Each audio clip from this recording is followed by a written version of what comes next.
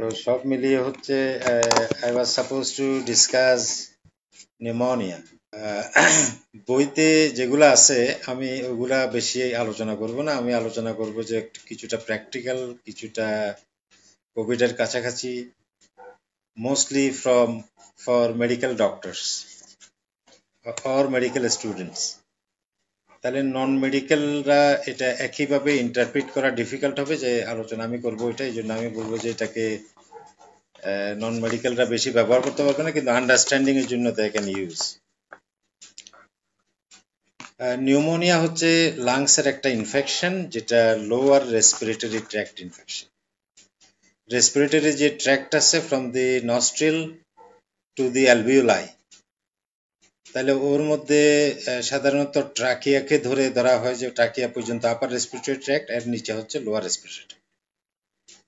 তো এই lower respiratory ট্র্যাক্টে যে ইনফেকশন গুলা হয়, একটা specific particular type of infection আছে which causes exudation of fluid in the alveoli.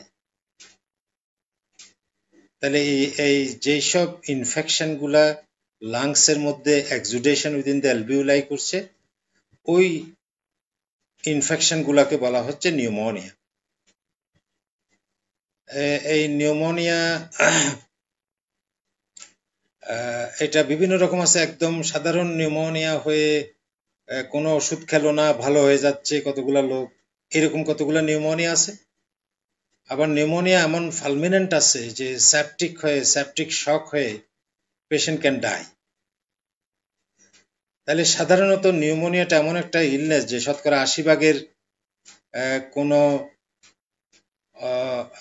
হাসপাতালে ভর্তি হওয়া লাগে না, ওদেরকে বাসায় চিকিৎসা করে ফেলা সম্ভব, কোভিড এর মতোই প্রায়, যদি অ্যাভারেজ আমরা সারা দুনিয়ার সব নিউমোনিয়া গুলো দেখি। তো যারা হাসপাতালে ভর্তি হয় ওদের মধ্যে একটা গ্রুপকে ইন্টেন্সিভ কেয়ার ইউনিটে নিতে হয়, এবং নিউমোনিয়া হয়ে ইন্টেন্সিভ কেয়ার ইউনিটে যাদেরকে নিচ্ছে ওদের মধ্যে মর্টালিটি অ্যারাউন্ড 30%, 20 to 30%। তাইলে এইরকম রোগগুলাকে আমরা যখন দেখি এবং ডায়াগনোসিস করি যে এটা নিউমোনিয়া, তখন কিন্তু আমাদের উপর অনেকগুলো রেসপন্সিবিলিটি আসে। রেসপন্সিবিলিটি হচ্ছে যে এটা এমন হতে পারে যে কোনো ওষুধে কাজ করছে না এবং রোগী মারা যাবে, এরকম হতে পারে। আবার এমন হতে পারে যে আমি একটা সিম্পল একটা ওষুধ দিলাম, ওতে ভালো হয়ে যেতে পারে। তাহলে কতগুলো রোগীকে ওরাল অ্যান্টিবায়োটিক দিলে চলবে না, ওদেরকে parental antibiotic to begin with করতে হবে। এই কাদেরকে parental antibiotic to begin with, এরাই হচ্ছে ইন্ডিকেশন ফর হসপিটালাইজেশন। তাহলে ওদেরকে যদি আর্লি প্যারেন্টাল অ্যান্টিবায়োটিক দেওয়া যায়, অনেক ব্যাকটেরিয়াল নিউমোনিয়ার রোগী নেক্সট স্টেপে প্রোগ্রেস করাটা লেস লাইকলি হবে এবং ডেথও উইল বি রিডিউসড হবে।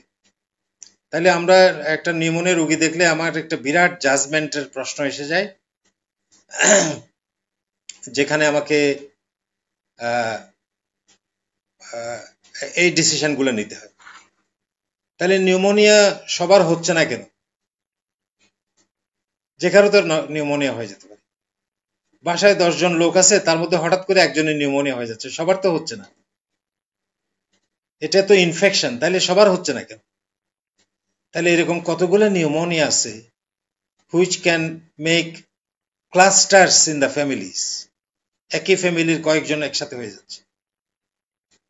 আর কতগুলো নিউমোনিয়া আছে এটা স্পোরাডিক, কারো কিছু হচ্ছে না, হঠাৎ করে একজনের হয়ে যাচ্ছে। তাহলে যেগুলা একই ফ্যামিলিতে একই নেইবারহুডে মাল্টিপল লোকের নিউমোনিয়া হচ্ছে, তাহলে ওই রকম নিউমোনিয়া গুলা are likely to B viral, complication of viral infection হওয়ার। আর যেটা স্পোরাডিক, একা হঠাৎ করে কারো কিছু হয় নাই, ঘরে একজনের হয়ে গেছে, it is likely to be bacterial pneumonia. তাহলে আমরা অনেক সময় ব্যাকটেরিয়াল এবং ভাইরালকে ডিফারেন্সিয়েট করতে পারি না, কিন্তু ডিফারেন্সিয়েট করতে না পারলেও ওর মাঝখানেও কিছু কিছু লক্ষণ আছে যেগুলা দেখে আমরা ভাইরাল এবং ব্যাকটেরিয়াল নিউমোনিয়ার থেকে ডিফারেন্সিয়েট করতে চেষ্টা করি। তাহলে এটা ভাইরাল হোক ব্যাকটেরিয়া হোক, often presents as an undistinguishable influenza-like illness. Influenza-like illness মানে হচ্ছে সর্দি, গলা খুশখুশে, গলা ব্যথা, কাশি। সাধারণ লোকটার লাগতেছে আজকে একটু অসুস্থতা লাগতেছে, তাহলে ফুল ব্লোন নিউমোনিক ফিচারটা ইউজুয়ালি কয়েকদিন পরে, 2-3 দিন 4 দিন পর থেকে আসা শুরু হয়। কিছু কিছু রোগের আরো দেরি থেকে আসা শুরু হয়। তাহলে এই ফ্লু যখন ইনফ্লুয়েঞ্জা লাইক ইলনেস হবে, যেটা ফ্লু লাইক ইলনেস, সর্দি কাশি জ্বর, এটা যখন হচ্ছে তখন কিন্তু বেশিরভাগ রোগীদের ওটা ভাইরাল এবং এইভাবেই ওরা শেষ হয়ে যাবে। বলে যে ওষুধ খেলে 7 দিন, না খেলে 1 সপ্তাহ শেষ হয়ে যাবে। কিন্তু কিছু রোগী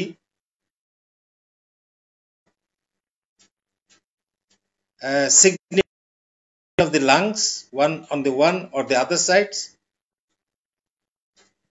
অথবা যদি ব্যাকটেরিয়াল হয় তাহলে ওই রোগীগুলা রিলেটিভলি মোর জেনারেল ম্যানিফেস্টেশন থাকে।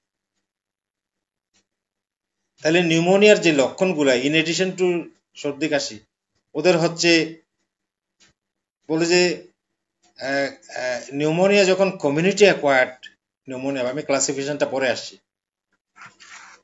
সেটা হচ্ছে বলে যে 3টা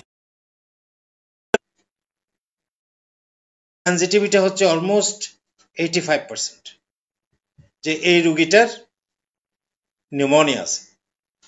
এই 3টা লক্ষণ দেখে আমরা নিউমোনিয়া ডায়াগনোসিস করার জন্য ফিল্ড ওয়ার্কারদেরকে ট্রেনিং দেই।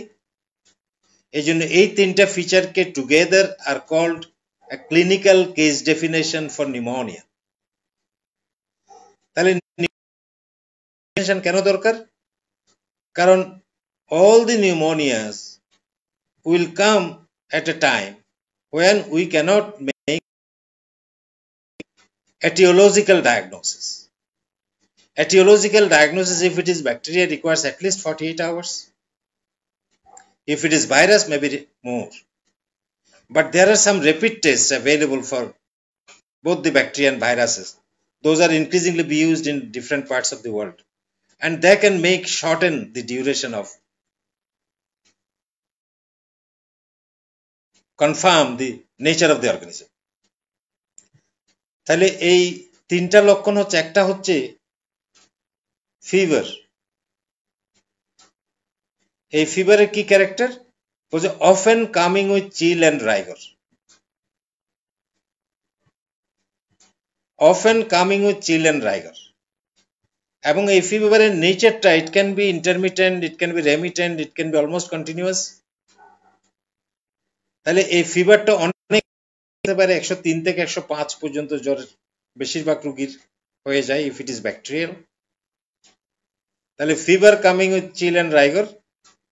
2 নম্বর ফিচার হচ্ছে কাফ। কাফ হচ্ছে initially non productive, later on becoming productive.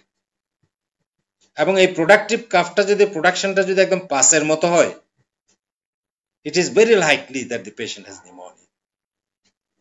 Third হচ্ছে বলে একটা চেস্ট পেইন থাকবে, প্লুরাইটিক টাইপ অফ চেস্ট পেইন। সব চেস্ট পেইন নয়, ক্যারেক্টারিস্টিক্যালি যদি প্লুরাইটিক টাইপ অফ চেস্ট পেইন থাকে, তাহলে প্লুরাইটিক টাইপ অফ চেস্ট পেইন আমরা কিভাবে বুঝবো?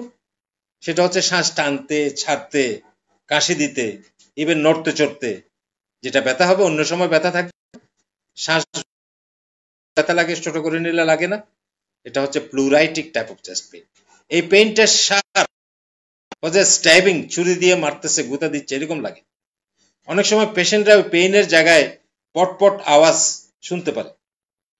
তাহলে এই ক্যারেক্টারিস্টিক প্রেজেন্টেশন অফ নিউমোনিয়া যদি হয় থাকে, তাহলে এই 3টা ফিচার দেখে আমরা ইজিলি উই ক্যান ডায়াগনোজ। কিন্তু সবগুলা রোগীর এটা থাকে না। এটা সাধারণত কমিউনিটি অ্যাকোয়ার্ড নিউমোনিয়া, যেটা ব্যাকটেরিয়াল, ওটা বলতেছে প্রায় 80% এই প্রেজেন্টেশন থাকবে। কিন্তু যেসব এটিওলজিক্যাল অর্গানিজম আছে, সেই এটিওলজিক্যাল অর্গানিজমটা হচ্ছে উপর ডিপেন্ড করে, এটার ম্যানিফেস্টেশন কেমন হবে এটা ডিপেন্ড করে। তাহলে বেশিরভাগ viral pneumonia doesn't have rapidly rising 3 features we discussed. তাহলে ভাইরাল নিউমোনিয়া গুলো দুইভাবে হয়। একটা হচ্ছে প্রথম ভাইরাল ইনফেকশন হয়ে কয়েকদিন পরে গিয়ে আস্তে আস্তে লাং, যে unless it is severe acute. Severe acute মানে হচ্ছে সার্স, সার্স 1, সার্স 2 হচ্ছে কোভিড। ওটা সার্স 1 না, ওটা শুধু সার্স, এটা সার্স 1, সার্স 2 এটা হচ্ছে কোভিড। তাহলে এই সার্স দুইটাতেই এটার নাম হয়েছে, একটা সিভিয়ার আর একটা অ্যাকিউট। দুইটা কিন্তু এক নয়, দুইটা আলাদা আলাদা মিনিং। তাহলে এই দুইটা রোগেই মানুষের সিভিয়ার অ্যাকিউট রেসপিরেটরি ডিস্ট্রেস হয়, এই জন্য এটার নাম হয়েছে সার্স। তাহলে এরকম সার্স, মার্স, করোনা বা কিছু ক্ষেত্রে H1N1 ইনফ্লুয়েঞ্জা, যেটা আমরা বার্ড ফ্লু অথবা সোয়াইন ফ্লু, এই ডিজিজ, এই ভাইরাল ডিজিজ গুলাতে কিছু রোগী মে ডেভেলপ সিভিয়ার ডিজিজ, কিন্তু ব্যাকটেরিয়ালে বেশিরভাগ ডেভেলপ সিভিয়ার ডিজিজ। তাহলে ভাইরালে অনেক সময় এমন হবে যে রেডিওলজিক্যাল নিউমোনিয়া আছে কিন্তু ওর ওরকম সিমটম নেই। ঠিক একই রকম ফিচার দিয়ে অ্যাটাইপিক্যাল নিউমোনিয়া বলে একটা গ্রুপ অফ অর্গানিজম আছে, যেটা ক্ল্যামাইডিয়া, লেজিওনেলা এবং ক্ল্যামাইডোফাইলিয়া নিউমোনি, এই 3 রকমের খুব কমন অর্গানিজম আছে যেগুলো ক্যান কজ অ্যাটাইপিক্যাল নিউমোনিয়া। তাহলে viral pneumonia may also present as atypical pneumonia. তাহলে এটা অ্যাটাইপিক্যাল কেন বলা হচ্ছে? কারণ এই 3টা টাইপিক্যাল ক্যারেক্টারিস্টিক ফিচার যাদের থাকবে না কিন্তু নিউমোনিয়ার ফিচার থাকবে, দে আর অ্যাটাইপিক্যাল নিউমোনিয়া। তাহলে viral pneumonia can present as typical pneumonia as well as atypical pneumonia. এই অ্যাটাইপিক্যাল নিউমোনিয়া এবং ভাইরাল নিউমোনিয়া গুলো অনেকগুলো রোগীর মধ্যে এমন হয়, এত মাইল্ড হয় যে ওদের অনেক রেডিওলজিক্যাল ফিচার আছে কিন্তু ক্লিনিক্যালি সে টলারেবল সিমটম, সে অফিসে যাচ্ছে, বাজারে যাচ্ছে। এই জিনিসটাকে বলা হচ্ছে ওয়াকিং নিউমোনিয়া। ওয়াকিং নিউমোনিয়া মানে হচ্ছে ওরা নিউমোনিয়া নিয়ে হেঁটে বেড়াচ্ছে। তাহলে walking pneumonia is more likely to be in viral illness, in atypical pneumonia. তাহলে নিউমোনিয়া বললে একটা প্যাথোলজিক্যাল কন্ডিশনকে বোঝায়, যেখানে একটা stepwise development of pathologies in the lung হয়। তাহলে প্রথমে বলে যে স্টেজ অফ কনজেশন, এরপরে red hepatization, grey hepatization and resolution. তাহলে যখন স্টেজ অফ ইনফ্লামেশন থাকবে, আর্লিয়েস্ট স্টেজ, তখন কিন্তু যদি আপনি চেস্ট এক্সামিন করেন, ফিজিক্যাল এক্সামিন করেন, আপনি যদি খুব মেটিকুলাসলি না দেখেন তাহলে এন্ড ইনস্পিরেটরি ক্রেপিটেশনস পাওয়া যায়, ওটা দেখা যাবে না। তাহলে এরকম যদি আপনার সন্দেহের মধ্যে আসে, যখন ওদেরকে আমরা পরীক্ষা করছি তখন এমন লম্বা শ্বাস নিয়ে বেশিরভাগ লাংসের এরিয়ায় যদি আমরা অস্কালটেট করে না দেখি তাহলে কিন্তু উই ক্যান মিস। তাহলে ওই সময় অস্কালটেট করলে কি পাওয়া যাবে? ওই সময় অস্কালটেট করলে the most important clinical feature of pneumonia বলে যে আমরা লাং কেন অস্কালটেট করি? We auscultate lung to see the variation in findings, asymmetric chest findings. তাহলে আর্লিয়েস্ট ফিচার অফ নিউমোনিয়া হচ্ছে is a asymmetric chest finding. একদিকে দেখা যাচ্ছে ছোট্ট একটা জায়গায়, অথবা বড়ও হতে পারে যদি বড় হয়, শুধু ক্রেপিটেশন আছে, ওখানে কিন্তু ব্রঙ্কিয়াল ব্রেথ সাউন্ড নেই, ওখানে হুইসপারিং ব্যাকটেরিয়ালই নেই, আপনি পারকাস করলে ইম্পেয়ার্ড পারকাশন নোট পাওয়া যাচ্ছে না। ওই রকম থাকে 1 দিন 2 দিন ডিপেন্ডিং অন কিভাবে এটা প্রোগ্রেস করছে। এরপরে বলে যে স্টেজ অফ রেড হেপাটাইটিস, যখন আরবিসি সহ ওখানে চলে আসে তখন এটা লিভারের মতো কনসিস্টেন্সি হয়ে যায়, এই জন্য এটার নাম রেড হেপাটাইজেশন। তাহলে ওই সময় গিয়ে আমরা full blown features of consolidation লাংসে পাই, সেটা হচ্ছে impaired or dull percussion note, bronchial breath sound and presence of crepitation. তাহলে এটাতে অ্যাসিমেট্রিক তো অবশ্যই পাবো যদি একদিকে হয়ে থাকে, এটার সাথে আমরা full features of consolidation. Stage of red grey hepatization মানে আরবিসি গুলা ভেঙে গেল, নিউমোনিয়া হয়ে গেল, সলিড লিভারের মতো শক্ত হলো, আরবিসি ভেঙে গেল, এটার নাম হচ্ছে গ্রে হেপাটাইজেশন। ওই সময় গিয়েও আমরা সব কনসলিডেশনের ফিচারটা পাবো। কিন্তু যখন রিজলভিং কনসলিডেশন হবে, রিজলিউশন, স্টেজ অফ রিজলিউশন, তখন যদি দেখি আমরা একটা additional added sound in the lungs পাই, এটাকে বলে হুইসপারিং ব্যাকটেরিওলিকুই। তাহলে রুগী যদি ফিস ফিস করে কথা বলে, মনে হবে যে আমার স্টেথো লাগানো থাকলে মনে হবে যে আমার কানের ভিতর কেউ কথা বলছে। তাহলে আমি কোন স্টেজে আছে সেটাও কিন্তু ডিটারমিন করতে পারি। যেটা ভেরি আর্লি যদি আসে শুধু ক্রেপিটেশন পাবো অ্যাসিমেট্রিক, যদি এরপরে রেড হ্যাপাটাইজেশন গ্রে হ্যাপাটাইজেশন আছে আমি ফুল ব্লোন কনসলিডেশন পাবো। যখন রিকাভারিং স্টেজ থাকবে রিজলভিং, তখন আমি কিছু mixed bronchial breath sound, in addition আমি হুইসপারিং ব্যাকটেরিওলিকুই পাবো। তাহলে এটা দেখে আমরা এই প্যাথোলজিক্যাল স্টেজকে ক্যান কোরিলেট। তাহলে নিউমোনিয়াকে বলছে ক্লাসিফাই করতে হয়। কি জন্য আমরা ক্লাসিফাই করি?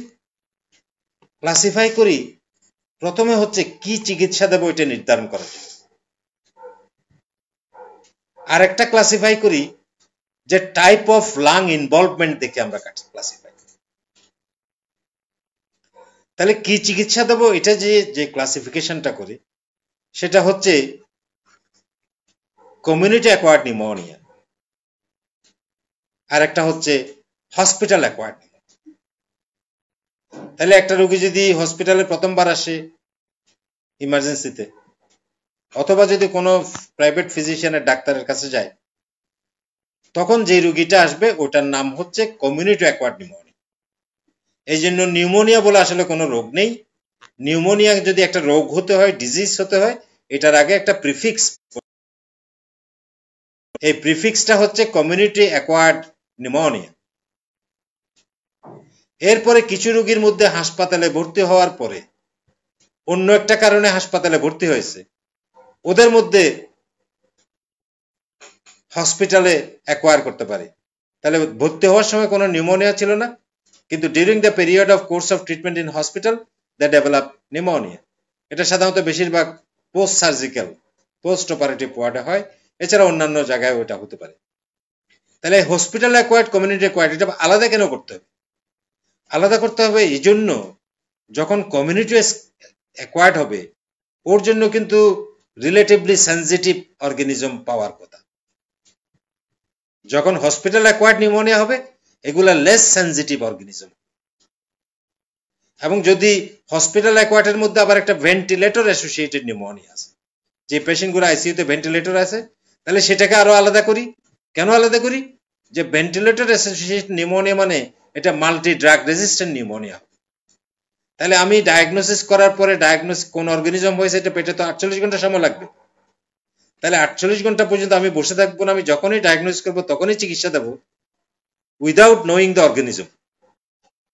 তাহলে কমিউনিটিতে আসলে আমরা ধরে নেই যেটা হিমোফাইলাস স্ট্রেপ্টোনিউমোনি বা নিউমোকক্কাস হবে, অথবা হিমোফাইলাস ইনফ্লুয়েঞ্জা হবে। তাহলে এই জন্য আমরা প্রেসক্রিপশন দেওয়ার সময় এই দুইটা অর্গানিজমের এগেইনস্টের যেগুলা ওই এলাকায় সেনসিটিভ সেই চিকিৎসা দেওয়া হয়।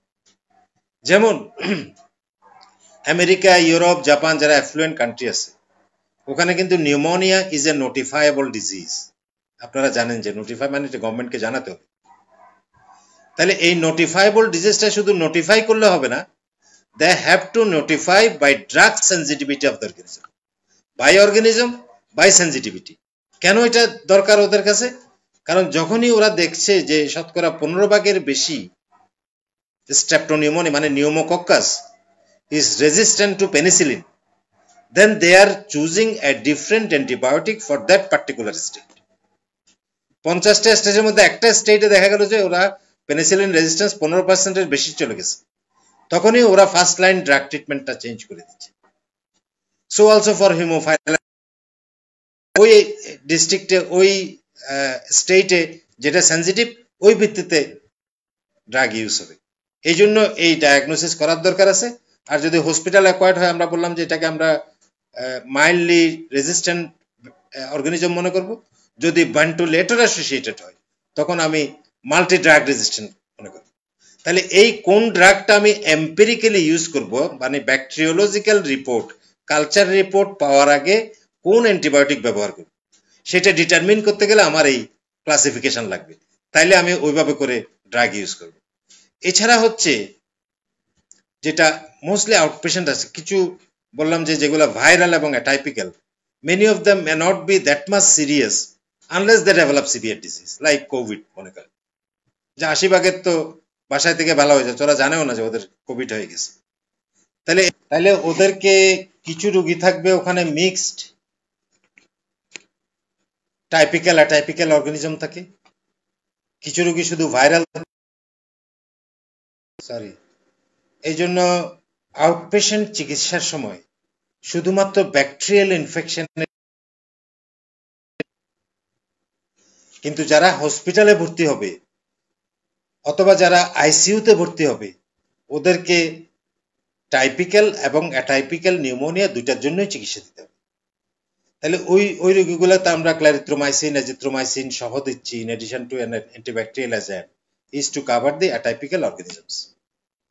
ভাইরাল হলে বেশিরভাগ ক্ষেত্রে যেগুলো হাসপাতালে ভর্তি করা না লাগলে ভাইরাল অ্যান্টিভাইরাল লাগে না, কিন্তু হাসপাতালে ভর্তি করা লাগলে ওদের অ্যান্টিভাইরাল লাগে। এই জন্য আমাদেরকে এটা ক্লাসিফাই করতে হবে। আরো কতগুলো প্রগনস্টিক ইন্ডিকেটর আছে, কার্ভ 65 এক্সেট্রা, আমি ওখানে যাব না। আমি কতগুলো আরো রিলেভেন্ট ইম্পর্টেন্ট পয়েন্টকে আমি ডিসকাস। তাহলে যেগুলা ভাইরাল ইলনেস, তাহলে কমনেস্ট যে ভাইরাল ইনফেকশন গুলা সেটা হচ্ছে influenza virus, large number of varieties types of influenza virus, এবং যেটা হচ্ছে হাইলি মিউটেটিং, যে কারণে প্রত্যেক বছর বছর ভ্যাকসিন দেওয়া লাগে। নিউমোকক্কাল ভ্যাকসিন আমরা একবার দ্বিতীয়বার দিতে পারি, হিমোফাইলাস ইনফ্লুয়েঞ্জা ভ্যাকসিন একবার দেই, কিন্তু ভাইরাল কি বলে যে ইনফ্লুয়েঞ্জা ভ্যাকসিন, যেটা ভাইরাল ইনফ্লুয়েঞ্জা ভাইরাস দেওয়া হয়, সেটা প্রত্যেক বছর দিতে হয়, কারণ এটা প্রত্যেক বছর নতুন নতুন মিউটেশন হয় এবং এক বছরে দুইটাও আসতে পারে। এই জন্য ভ্যাকসিন দিলেই যে প্রোটেকশন হবে এরকম কোনো কথা নেই, কারণ এটা নিউ মিউটেন্ট ভাইরাস চলে আসতে পারে। আর রাইনো ভাইরাসের অনেকগুলো, তাহলে প্রায় 52 রকমের ভাইরাস আছে যেগুলো ক্যান কজ নিউমোনিয়া। তাহলে কিন্তু বেশিরভাগ সময় করে, যেমন ইভেন চিকেন পক্স, মিজলস, এগুলোর কারণেও নিউমোনিয়া হতে পারে, কিন্তু ওই নিউমোনিয়া গুলা কমপ্লিকেটেড এবং শেষের দিকে গিয়ে হয়। Fungal pneumonia is not common, কিন্তু তারপরও যেসব জায়গায় বিশেষ করে এইচআইভি আসার পরে fungal pneumonia became relatively common. তাহলে এইডস পেশেন্টে যদি একটা নিউমোনিয়া নিয়ে আসে, তখন ওকে ব্যাকটেরিয়ালের সাথে ফাঙ্গাল আছে কিনা 48 ঘন্টার মধ্যে যদি আইসিইউতে থাকে, রোগী রেসপন্ড না করে, ওদেরকে অ্যান্টিফাঙ্গাল ট্রিটমেন্ট দিতে হবে। এবং যে ভাইরাসগুলো সেটা হচ্ছে নিউমোসিস্টিস ক্যারিনি বা নিউমোসিস্টিস জিরোভিচি, ক্রিপ্টোকক্কাস, হিস্টোপ্লাজমোসিস, যেগুলাই হচ্ছে রিলেটিভলি কমন। তাহলে যে সিমটমগুলো আমরা বলেছি যে calf initially non productive, later on productive, fever coming with chill and rigor, often coming with chill and rigor, তারপর হচ্ছে pleuritic type of stabbing sharp chest pain. তাহলে সবগুলো রোগী এইসব সিমটম নিয়ে নাও আসতে পারে। আমরা বললাম যে কতগুলো ওয়াকিং নিউমোনিয়া আছে, ওরা হেঁটে হেঁটে বেড়াচ্ছে, ডাক্তার প্রাইভেট চেম্বারে যাচ্ছে, এক্সরে করলে দেখা যাচ্ছে বিরাট একটা নিউমোনিয়া। তাহলে এগুলো আইদার অ্যাটাইপিক্যাল নিউমোনিয়া অথবা ভাইরাল নিউমোনিয়া। এবং এটার সাথে নিউমোনিয়া যখন ব্যাকটেরিয়াল হয়, অনেক সময় ভাইরালও সিভিয়ার হতে পারে। যখন সিভিয়ার হয় তখন ওদের মধ্যে আমরা যেগুলো বললাম যে তিনটা ফিচার, এর বাইরে ওদের অনেক বেশি সিস্টেমিক ম্যানিফেস্টেশনস থাকে, যেমন সোর throat, rhinorrhoea, anorexia, nausea, often vomiting, এছাড়া অপটান্ডেড অর কনফিউজড হয়ে যেতে পারে, একেবারে অজ্ঞান হয়ে যেতে পারে। ওদের কার্ডিয়াক ম্যানিফেস্টেশন দেখা যেতে পারে, পেরিকার্ডাইটিস, এবং even acute coronary syndrome is more frequent in patients with pneumonia rather than normal population. তাহলে এইগুলা সবগুলা হতে পারে। তাহলে এই সব সিমটম গুলা আছে কিনা ওদেরকে আমরা খুঁজে দেখব, এবং খুঁজে দেখে তার মধ্যে কতগুলাকে চুজ করব যারা হাই রিস্ক। ওই যে বললাম নিউমোনিয়া সবার হচ্ছে না কেন, তাহলে কতগুলা লোকের এটা বেশি হয় এটা আমরা জানি। শুধু বেশি হয় না, এই রোগগুলোর মধ্যে সিভিয়ার ডিজিজ বেশি হয় এবং ওদের অনেককেই আমরা হাসপাতালে ভর্তি করি। এই জন্য যদি pneumonia diagnosis below the age of 2 years, above the age of 65 years, they are more prone to develop pneumonia and they are more prone to develop severe disease and death. তাহলে নিউমোনিয়া এই দুইটা গ্রুপের জন্য curve 65, একটা বলছে বয়স 65 হলেই একটা বিরাট রিস্ক। এই জন্য 65 বছরের উপরে সবাইকেই ভ্যাকসিনেশন করতে হবে। Vaccination by influenza vaccine and pneumococcal vaccine does not protect against the infections, but they significantly reduce the number of infections and death from infections. এই জন্যই আমাদেরকে ম্যান্ডেটরি ভ্যাকসিনেশন দিতে হবে above the age of 65। তাহলে less than 2 years, more than 65 years এর পরে যদি রোগীগুলা কোনো কারণে যদি ইমিউনোসাপ্রেস থাকে, either because of the AIDS, একটা ইমিউনোডেফিশিয়েন্ট কন্ডিশন গ্লোবালি, অথবা যদি ওদের ক্যান্সার সার্ভাইভাল অথবা গুলো ক্যান্সারাস কন্ডিশন থাকে, treated in the past by chemotherapy or radiotherapy, অথবা even some patients with uncontrolled diabetes mellitus may also behave as a relative lack of immunity against bacteria. তাহলে ওদের phagocytosis hampered হয়। এই জন্য uncontrolled diabetes mellitus is a risk factor for death। এই জন্য এই রোগীকে আমরা হাসপাতালে ভর্তি করব যদি আনকন্ট্রোল থাকে। কিছু ক্রনিক ডিজিজ পেশেন্ট আছে যাদেরকে ক্রনিক ডিজিজ গুলো থাকলে in addition to for example diabetes mellitus, যাদের হিস্ট্রি অফ হার্ট ফেইলিওর আছে, যাদের pre existing respiratory disease like asthma, COPD এগুলো আছে, অথবা সিস্টিক ফাইব্রোসিস, পালমোনারি ফাইব্রোসিস আছে in the past, bronchiectasis changes in the past, এইসব রোগীগুলোর ক্ষেত্রেও আমরা ওদেরকে হসপিটালে ভর্তি করি। এবং যদি কোনো কারণে আমরা মনে করি যে ওদের ফাঙ্গাল ইনফেকশন থাকতে পারে, তাদেরকে ভর্তি করতে হবে। যে কোনো ডিগ্রি অফ কনফিউশন ওদেরকে ভর্তি করতে হবে। ইমার্জেন্সিতে যদি পালস অক্সিমেট্রিতে there is hypoxemia থাকে, তাহলে pulse oximetry oxygen saturation less than 92 থাকে, ওদেরকে ভর্তি করতে হবে, কারণ দে আর কন্ডিশন, এবং যত বেশি থাকবে ওদেরকে ভর্তি করতে হবে। তাহলে এই রোগীগুলাকে এবং আরো যারা কমপ্লিকেশন আছে ওদেরকে ভর্তি করতে হবে, যে কোনো ধরনের কমপ্লিকেশন যাদের হয়েছে। তাহলে what are the complications of pneumonia? এটা একটা কমন প্রশ্ন, আমি আরো বেশি এটা জিজ্ঞেস করি। তাহলে একটা কমপ্লিকেশন হচ্ছে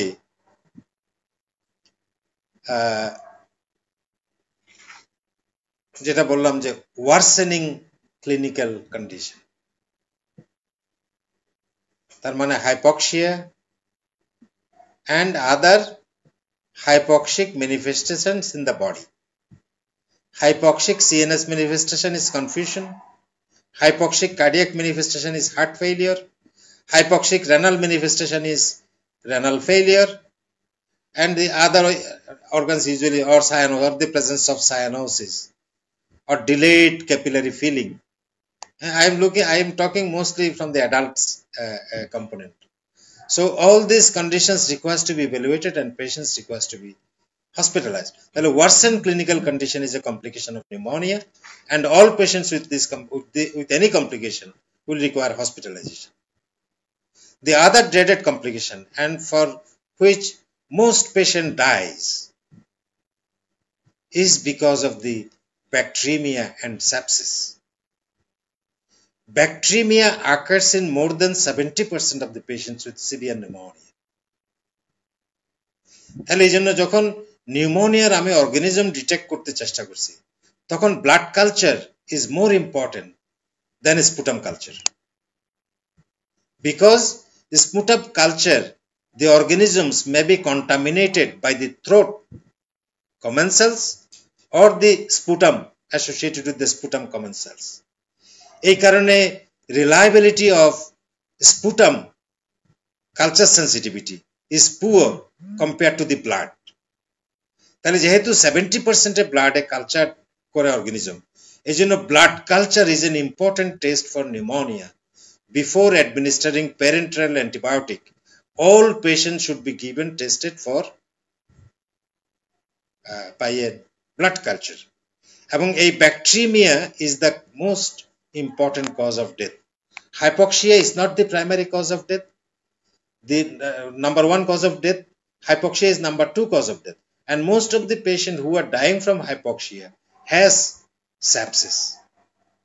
So sepsis leads to multi-organ hypoxemic disease. Sepsis leads to organ dysfunction. If not oxygen is replaced, they go on to develop multi-organ failure. So multi-organ ischemia, septic shock, multi-organ ischemia, multi-organ hypoxia, multi-organ failure, and the cause of death is multi-organ failure. So the next common complication is suppurative pneumonia. Suppurative pneumonia means when the bacterial pneumonia receives delayed treatment, then within relatively short period of time, or maybe intermediate or longer period of time, there can occur suppuration in the hepatized lung. আমরা বলছি hepatized, red hepatization, great hepatitis, লিভারের মতো শক্ত যে হয়ে যাচ্ছে, ওটার মাঝখানে there can occur softening in the center of the pneumonic consolidation. এই center of the pneumonic consolidation যেন softening হবে, তখন এটার নাম lung abscess, বেটার নাম suppurative pneumonia. তাহলে suppurative pneumonia is the most frequent complication of community acquired pneumonia or even hospital acquired pneumonia. তাহলে pneumonia most of the time we can detect it by chest x-ray. We do not require a CT scan to detect a consolidation. So we do CT scan in pneumonia when we suspect consolidation, when we suspect a secondary pneumonia. Secondary pneumonia একটা group of disorder আছে where there are narrowing, bronchial narrowing or compression, and the distal lung segment may develop pneumonic consolidation. তাহলে ওইরকম condition যদি আমরা suspect করি, তখন ওটার জন্য CT scan is good. In other conditions অবশ্য প্লুরাল এফিউশন, পেরিকার্ডিয়াল এফিউশন এগুলো আর্লি দেখার জন্য CT scan may be better, কিন্তু most of the cases chest X-ray is enough. We do not require CT scan unless there are other indications. হ্যাঁ, বলে যে most important indication for CT scan apart from detection of lung abscess, it is delayed resolution of pneumonia is an indication for CT scan. So initially we do only chest x-ray is good enough. The other is impaired breathing. So impaired breathing mostly affects patients with pre-existing lung disease. তাহলে একটা লোকের যদি pulmonary reserve কম থাকে, যেমন COPD অথবা asthma যদি uncontrolled থাকে, ওরা বসে থাকলে ভালো, কিন্তু হাঁটাচলা করলে নরমালি করলে ওদের শ্বাসকষ্ট হয়। মাইল্ড টু মডারেট মানে স্টেজ অফ এক্সারসাইজে শ্বাসকষ্ট যাদের হয়, ওদের যদি ছোট্ট একটা জায়গায় নিউমোনিয়া হয়ে থাকে, এটা বিরাট লাং কম্প্রোমাইজ হয়ে যায়। তাহলে ওর যা লাং রিজার্ভটা ছিল সেটা চলে যায়। They begin developing respiratory distress at rest when they develop pneumonia, because the small pneumonia but it causing big space occupying and it is causing respiratory distress. এই জন্য যখন বলে, আমি অনেক সময় একটা প্রশ্ন করি যে একটা অ্যাজমা রোগী অথবা সিওপিডি রোগী যখন ইমার্জেন্সি আসলো, আপনি চিকিৎসা দিলেন, অপটিমাল চিকিৎসা, injectable antibiotic, nebuliser, even steroid, 24 ঘন্টা পরে যদি ও ভালো না হয়, কি কারণ হতে পারে? তাহলে 24 ঘন্টা পরে যদি ভালো না হয়, এর একটা ইম্পর্টেন্ট কারণ হচ্ছে ওখানে একটা নিউমোনিয়া হয়ে গেছে, যেটা একটা স্পেসকে আর কোনো গ্যাসিয়াস এক্সচেঞ্জ করতে দিচ্ছে না, অথবা স্মল একটা প্লুরাল এফিউশন হয়েছে, যেটা একজন স্বাভাবিক লোকের এক সাইড পুরা কেটে ফেললেও তো ডোনরের কোনো অসুবিধা হয় না, কিন্তু যার প্রি এক্সিস্টিং লাং ডিজিজ আছে, ওর যদি স্মল একটা এফিউশন হয়, এটাও অনেক বেশি শ্বাসকষ্ট করে ফেলতে পারে। তাহলে এই জন্য কমপ্লিকেশন গুলো আছে কিনা 24 ঘন্টা পরে যে বললাম যে অ্যাকিউট সিভিয়ার অ্যাজমা নিয়ে আসে 24 ঘন্টা পরে যদি ইয়ে না হয় তাহলে চিন্তা করতে হবে এটা নিউমোথরাক্স হয়েছে কিনা ইনফিউশন হয়েছে কিনা নিউমোনিক কনসালটেশন হয়েছে কিনা হ্যাঁ এই জিনিসগুলা আমাদের অথবা স্টেরয়েড ডোজ কম হয়েছে কিনা বলে যে অ্যাজমা রোগী কোনোদিন মারা যাবে না if you have this supply of steroid with you আগে কিন্তু স্টেরয়েড মারা মানে অ্যাজমা রোগী মারা যেত এখন কিন্তু মারা যাবে না যদিও কমপ্লিকেটেড বাই নিউমোনিয়া না হয় যদি আপনার কাছে স্টেরয়েড থাকে মেগা ডোজে দিবেন মেগা ডোজ রোগী মারা যাবে না রোগী ইয়ে থাকবে মানে সায়ানোসিস থাকবে মানে হাইপক্সিয়া থাকবে মানে mega dose of the drug এটা অনেক সময় আমরা খুব লো ডোজে দিয়ে থাকি তাহলে হাইড্রোক্সিন কি বলে যে হাইড্রোকর্টিসন এটা 100 কিন্তু খুব ছোট ডোজ এটা সবসময় 200 400 800 এরকম দিতে হবে specially the first dose when the patient have cyanosis তখন কিন্তু কোনো পিছন তাকাবেন না একদম টনস অফ স্টেরয়েড দিতে হবে রোগী মারা যেতে পারে না এছাড়া কিছু নিউমোনিয়া রোগী প্রোগ্রেস টু ডেভেলপ এআরডিএস যেন আমরা কোভিড এর মধ্যেও দেখছি ঠিক একই রকম ব্যাকটেরিয়াল নিউমোনিয়াতে হতে পারে অ্যাটাইপিক্যাল নিউমোনিয়াতে হতে পারে ভাইরাল নিউমোনিয়াতেও দেখেন develop ARDS is a complication তাহলে এআরডিএস এর most important inclusion in the development সেটা হচ্ছে যে they are non responsive to oxygen therapy তাহলে hypoxia non responsive to oxygen therapy is a diagnostic indicator of potential ARDS এবং এছাড়া অনেকগুলা রোগীর প্লুরাল এফিউশন প্যারানিউমোনিক এফিউশন আপনারা অনেক রোগী পান যেগুলা নিউমোনিয়ার স্টেজে প্রেজেন্ট করে নাই ফার্স্ট অ্যাটাক অফ ফিভার কাফস আয়সা দেখলো যে প্লুরাল এফিউশন শ্বাসকষ্ট যখন হচ্ছে তখন দেখলো যে প্লুরাল এফিউশন তাহলে এটা কি ছিল এটা ওয়াকিং নিউমোনিয়া ছিল নিউমোনিয়ার ম্যানিফেস্টেশন ওর বেশি হয়নি ওর এটা কমপ্লিকেশন নিয়ে আমাদের কাছে প্রেজেন্ট করে এই জন্য যে কোনো acute short duration of pulmonary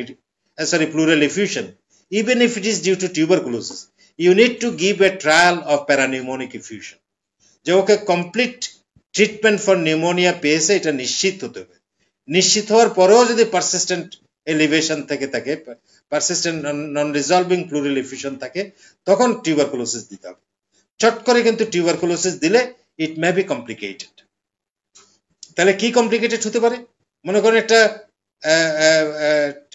প্যারানিউমোনিক এফিউশন আমি চট করে টিবির ওষুধ দিয়ে দিলাম তাহলে এটা তো হইতে পারে যে টিবির ওষুধেও কিন্তু একটা ব্যাকটেরিয়াল অ্যান্টিব্যাকটেরিয়াল এফিকেসি আছে এই জন্য এমন হতে পারে যে ওর সাপিউরেশন কন্টিনিউ করতেছে কিন্তু আমি খুশি হয়ে বসে আছি ওকে টিবির ওষুধ দিয়ে দিছি এই জন্য ওর হয়তো টিবি ছিল না ও অ্যান্টিবায়োটিক দিয়েছে অ্যান্টিবায়োটিকের কারণে সে ভালো হয়েছে কিন্তু আমাকে 6 মাস ধরে টিবির ওষুধ খাওয়াতে হচ্ছে এই জন্য টিবির ওষুধ ব্যবহার করার আগে নিউমোনিয়াতে একটা রুল হচ্ছে বলে যে ডোন্ট রাশ টু গিভ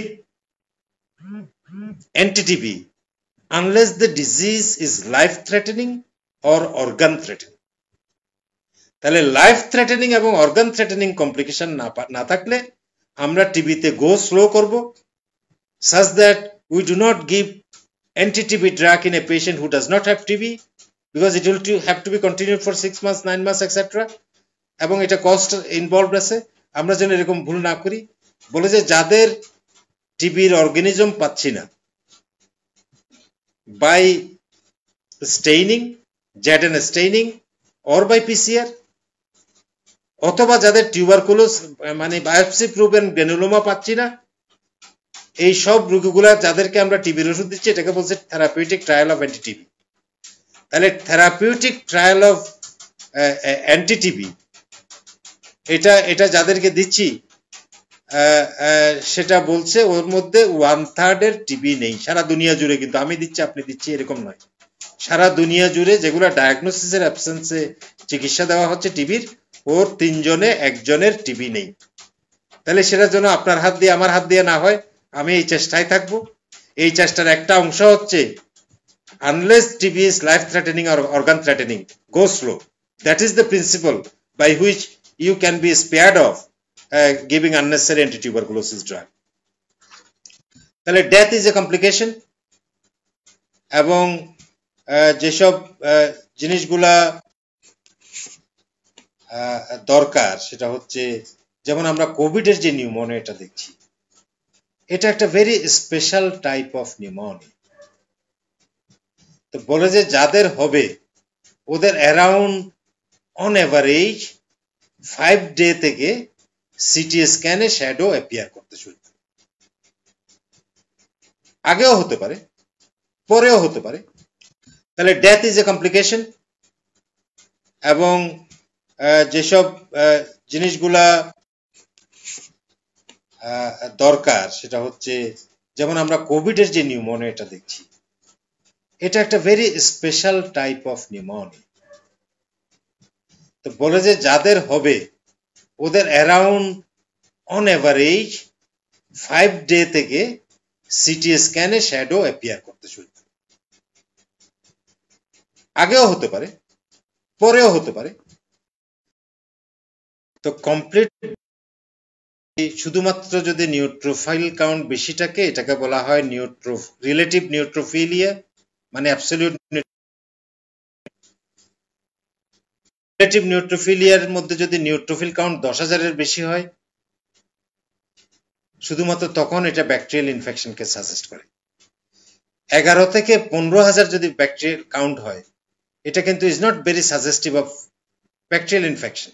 কিন্তু 15%-এর বেশি যদি হয়, এটা 2/3 সেন্সিটিভিটি যে এটা likely to be a bacterial infection.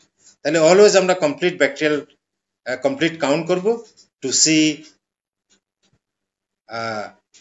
পলিমরফ leucocytosis. Haemoglobin usually normal থাকে। হিমোগ্লোবিন যদি কম থেকে থাকে এটা প্রি এক্সিস্টিং, অথবা ডিআইসি এবং ব্লিডিং এসব হয়ে থাকে, তখন এটা হতে পারে। হ্যাঁ, এই জন্য haemoglobin platelet count is usually normal. যদি থ্রম্বোসাইটোপেনিয়া থাকে, এটা পটেনশিয়ালি ডিআইসি আছে কিনা আমাদেরকে টেস্ট করতে হবে। অ্যাজ ওয়েল এজ কিছু ভাইরাল ইনফেকশন আছে যেগুলাতে অনেক সময় প্লেটলেট কাউন্ট লো হতে পারে। তাহলে ওদের একটা ব্লাড গ্লুকোজ আমরা র্যান্ডম ব্লাড গ্লুকোজ করে দেখে নেব, যে to confirm that the patient is not diabetic, as well age some patient hyperglycaemia. Hyperglycaemia হলে ওকে মনিটর করে অ্যাপ্রোপ্রিয়েটলি দেখতে হবে। এরপর আমরা বললাম যে একটা চেস্ট এক্সরে করব। চেস্ট এক্সরে করে দেখব যে degree of inflammation, extension of the lesion, nature of the lesion. তাহলে এক্সরেতে অনেক সময় যদি হয়ে যায় এটা প্লুরাল এফিউশন আছে কিনা, কমপ্লিকেশন আছে কিনা এটা দেখব। এবং ওর মধ্যে কিছু রোগীর মধ্যে আমরা যেহেতু যেগুলা বিশেষ করে হসপিটালে প্রেজেন্ট করবে, ওদের মধ্যে পালস অক্সিমিটার দিয়ে অক্সিজেন স্যাচুরেশন দেখব। This is a test now days. এবং এটা কোভিড না আসলে আমরা এটা শিখতাম না, চিনতাম না। একটা ইমার্জেন্সি কখনো পালস অক্সিমেট্রি ছাড়া হতে পারে না। Hypoxia is a vital sign to admit patient in hospital. তাহলে এখন থেকে আমরা সব ইমার্জেন্সিতে এটা থাকবে এবং এটা প্রয়োজনে আমরা ব্যবহার করব। এছাড়া আমরা বলেছি সিটি স্ক্যান করতে হয় শুধুমাত্র যদি কমপ্লিকেশন আছে কিনা এটা দেখার জন্য। তখন আমরা ভিতরে অ্যাবসেস থাকলে এটা দেখতে পারি, প্লুরাল এফিউশন থাকলে এটা দেখতে পারি, প্লুরাল এফিউশন এক্সট্রাতেও দেখতে পারি। তাহলে বয়স যদি 60-এর বেশি হয় সবাইকে একটা ইসিজি করতে হবে, কারণ pneumonia can lead to develop arrhythmias, specially atrial fibrillation. এছাড়া আমরা বলেছি যে acute MI is more frequent in patient, acute coronary syndrome is more frequent in pneumonia. এই জন্য এটা নাই, এটা দেখার জন্য। পেশেন্টের সার্কুলেটরি কম্প্রোমাইজ থাকে, পেশেন্ট যদি শকে থাকে তাহলে ধরে নিতে হবে এটা সেপসিস। নিউমোনিয়া উইথ শক মানে নিউমোনিক সেপসিস। নিউমোনিক সেপসিস মানে ওর লিভার ফাংশন, কিডনি ফাংশন এগুলো দেখতে হবে base line to compare with previous and future, such that যদি ওর কোনো অর্গান ডিসফাংশন থেকে থাকে আমরা যেন এটা অ্যাড্রেস করতে পারি। এছাড়া যদি শুধুমাত্র অ্যান্টিবায়োটিক এবং অন্যান্যগুলো দিয়ে চিকিৎসা করা ভালো হয়ে গেলে প্লুরাল ফ্লুইড থাকলে ওটা অ্যাসপিরেশন করতে হবে না।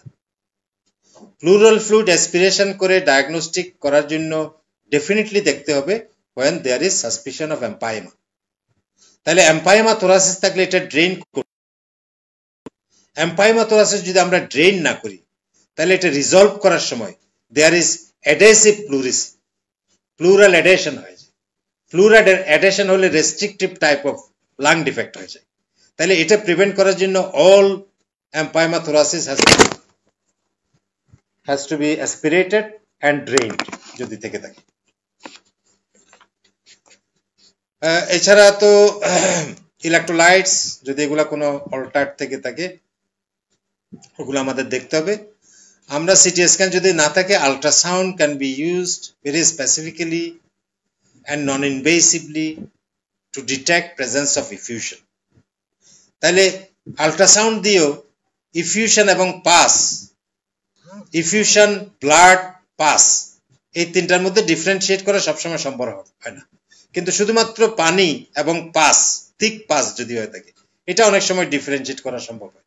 তাহলে এই জন্য যখন প্লুরাল ইফিউশন আছে কিনা দেখার জন্য ইভেন লাং অ্যাবসেসও আমরা we can detect by ultrasound. তাহলে সিটি না থাকলে we can use ultrasound of the chest যদি ওইরকম প্রোব থেকে থাকে এবং ম্যান বিহাইন্ড দি মেশিন যদি সঠিকভাবে থেকে থাকে তাহলে সেটাও আমরা পেতে পারি। তাহলে চিকিৎসা বললাম যে এম্পিরিক চিকিৎসা যেটা হচ্ছে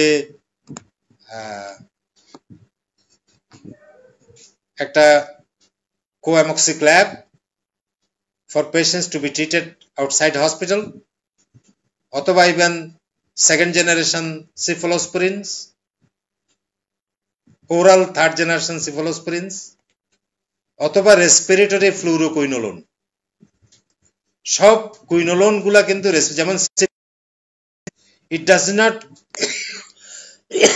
reach adequate concentration in the sputum. এই জন্য many of the fluoroquinolones are not adequately effective in respiratory tract. ওরা যাবে রেসপিরেটরি ট্র্যাক্টে কিন্তু adequate concentration না যাওয়ার কারণে ওদের রিকভারি ডিলেড হতে পারে।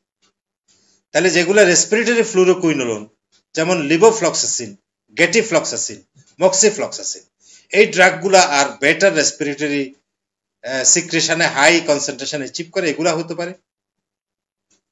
ইভেন কোট্রাইমক্সাজল, ইভেন ডক্সিসাইক্লিন, এগুলো সবগুলোতে রেসপন্ড করতে পারে। তাহলে আমরা সাধারণত পেনিসিলিন ডিরাইভেটিভস গুলা ফার্স্ট চয়েস হবে, কারণ the organism is likely to be pneumococcus. আর যখন সেকেন্ডারি থাকবে তখন ওগুলোর জন্য আপনি আইদার একটা এজিথ্রোমাইসিন অথবা একটা doxycycline one can add if they suspect atypical pneumonia. কিন্তু যখন হসপিটালে হবে যেসব রোগী, ওদের at least first dose, maybe few days treatment with parenteral antibiotic should be considered to prevent development progression to severe disease. Further